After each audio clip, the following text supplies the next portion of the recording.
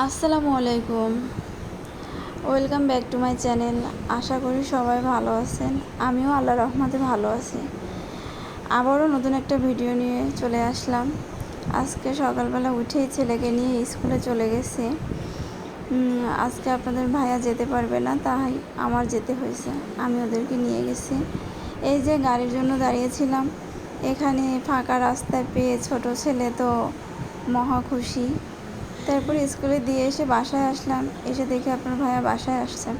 সে কুমড়োর ফুল নিয়ে আসছে আর মাছ নিয়ে আসছে। এগুলো আমাদের ঘেরের মাছ, আজকে মাছ ধরছে, তাই বাসার জন্য নিয়ে আসছে। তো কেটে ফ্রিজে রেখে দিলাম। এখন রান্না করব। আজকে রান্না করব চিংড়ি মাছ দিয়ে, ঝিঙে আলু দিয়ে, একটু ঝোল ঝোল টাইপের। মানে সব সময় তো ভাজি রান্না করি, ভাজিটা সবসময় ভালো লাগে না, তাই একটু ঝোল ঝোল টাইপের রান্না করব।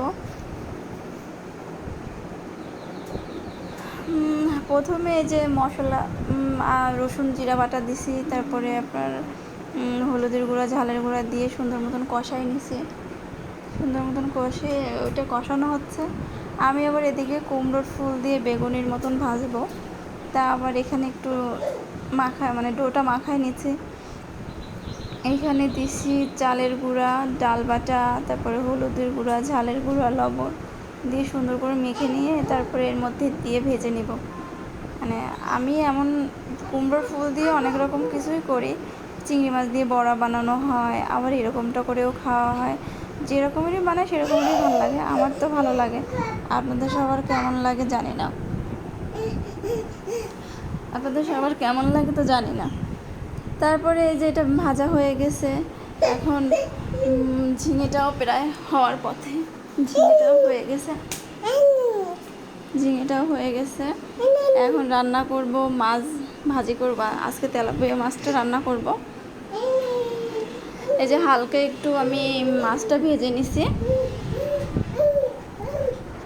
আমি সব সময় মানে তাজা মাছগুলো ভাজি কম, খুব কম ভাজি। কাঁচা রান্না করতে পছন্দ করি। কাঁচা রান্না করলে আমার কাছে মনে হয় যে ভালো লাগে, তাই কাঁচাই রান্না করি। কিন্তু আজকে একটু ভেজে নিছি, হালকা করে ভেজে নিছি, বেশি ভাজবো না, হালকা করে ভেজে নিছি। এবার এখানে মশলা কষাই নিলাম আর ওই পাশে মাছ ভাজি হচ্ছে। সব রকম মশলা দিয়ে একটু কষাই নিলাম।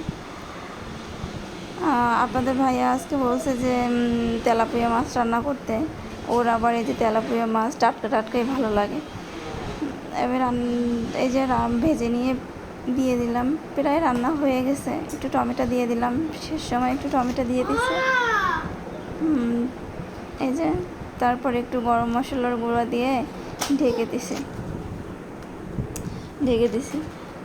যদি ভিডিওটি ভালো লেগে থাকে তো লাইক, কমেন্ট, শেয়ার করে দেবেন। সবাই ভালো থাকবেন। আল্লাহ হাফেজ।